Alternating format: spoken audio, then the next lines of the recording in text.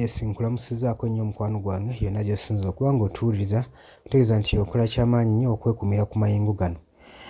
Frank Gashumba avuddeyo n'alumiriza n'asoomooza Mathias Mpuuga, former leader of opposition ate ng'era former deputy president owa Buganda Central ng'akyali ku kaadi eya Nuupu gwe mukwano gwange ali eyampuliriza. Amusoomoozezza atya kye ngenda okuba nga nkuleetera wano. Amugambye obanga weeyita omusajja tulageeko ku maanyi. Oli ku Yugi Updates TV kosinza okuba ng'otuwuliriza webale nnyo okwekumira ku mayengo gano gwe mukwano gwange ali eyo. Wabula gwagala otwegattako kirira wansi awo waliwo ekigambo subscribe kikuwoneko ojja kuba ng'osobola bulungi nnyo toyongako gwe mukwano gwange ali eyampuliriza. Wabadde ku Radio 4 omukulu Gashumba nga tumumanyi watera nnyo okubeera critical ku nsonga nga akolokuta bannabyabufuzi. Avuddeyo n'agamba Mathias Mpuuga, Frank Gashumba nti Mpuuga bwe baba bakuwanawana nga weeyita omusajja tulageeko ku maanyi nti osobola okuddamu ne weesimbawo mu kitundu eri eky'e Masaka mu constituency yo eri ku kyalo kyo gy'ozaalibwa nga toyina sapooti ya National Unity Platform. Amugambye tulageeko ku maanyi. Jjukira Mathias Mpuuga abadde amaze ebbanga mu Parliament, ono yava mu kibiina kya DP n'avaayo n'adda mu kibiina kya National Unity Platform, eyo gy'afunidde ettutumu mu by'obufuzi gwe mukwano gwange ali eyampuliriza.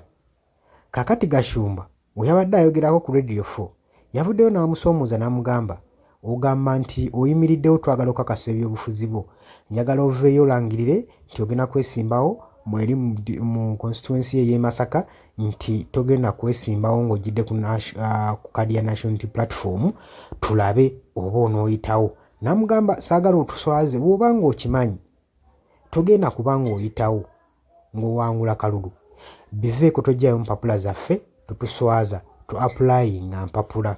Tukimanyi bulungi nnyo tino Mpuuga okuva abadde n'emirerembe we yawukana n'ekibiina ekya National Unity Platform obw'ebyo ensonga ezaaliwo ez'obutagenda bulungi, era Mpuuga n'akola ekibiina kye bayita Democratic Alliance nga kyali mu kutambuza okuva yagobebwa mu kibiina kya Nuupu azze teyeesudde muguluka, azze asemberera nga ali asemberedde ebyobufuzi nga teyeesudde ebbanga nga ajja alaga awoominga nga alina change gy'agala okuteeka ku Uganda naddala mu byobufuzi.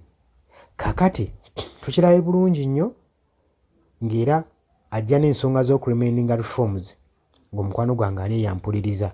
Kaakati akalulu ka 2026 okusinziira ku Mpuuga nga ye bwe yeeraba ke kagenda okuba nga kasalawo oba Mpuuga akyalina amaanyi mu byobufuzi oba asigale mu byobufuzi oba abiviiramu ddala ebya Uganda. Kubanga singa Gashumba singa aganya najja akalulu ne kamukuba nga tali ku tiketi ya National Unity Platform, kiba kikakasizza, kiba kyerazirwatu ntasobola kuyimirirawo owatali National Unity Platform. Oba okitegeera gwe mukwano gwange ali eyo.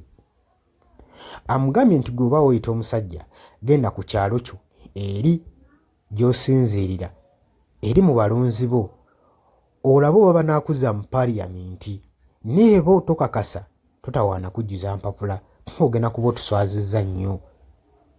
N'amugamba gwe baba bakuyita omusajja ng'ebyobufuzi golowooza obimanyi nnyo era ng'oli mwatiikirivu nnyo era ng'oli figa emanyikiddwa, weesimbewo nga tojjidde ku kaadi ya National Unity Platform. Leka National Unity Platform ereme kubaakinga obaakingibwa ekibiina kyo ekya Democratic Alliance olabe oba omwaka 2026 onookomawo mu Parliament y'eggwanga Uganda.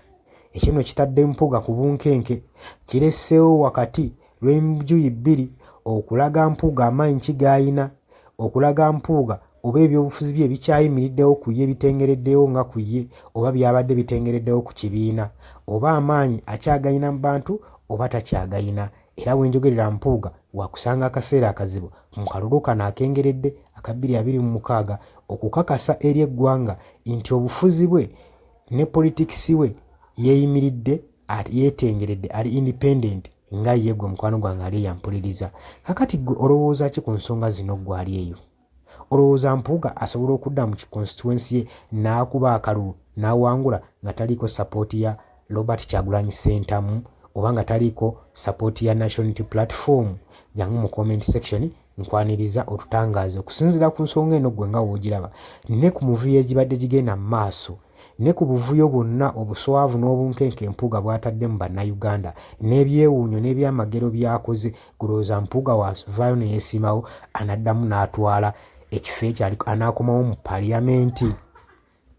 Eyo ensonga gye nkwetaaga ojje mu comment section oteekewo ekirowoozo kyo otangaaze bannayuganda gwe mukwano gwange ali eyampuliriza.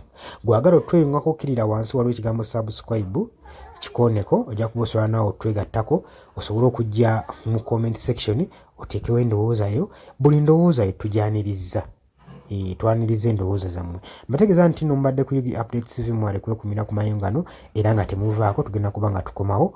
Mweraba.